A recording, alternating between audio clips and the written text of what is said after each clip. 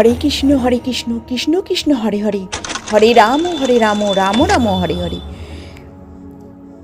আজকে আমি যে ভিডিওটা নিয়ে কথা বলবো সেটা হচ্ছে পুষ্য অভিষেক। পক্ষ হচ্ছে গৌর পক্ষ, তিথি হচ্ছে পূর্ণিমা তিথি। এটা আমাদের ভগবান নারায়ণের মাস। গৌড়ীয় বৈষ্ণবদের মতে এটা হচ্ছে নারায়ণের মাস।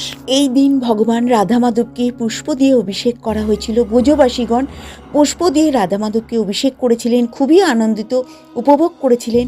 চোখের আনন্দ, মনের আনন্দে এবং আমাদের ব্রজগণ খুবই আনন্দে মেতেছিলেন। এই পুষ্প দিয়ে রাধা মাধবকে অভিষেক করেছিলেন।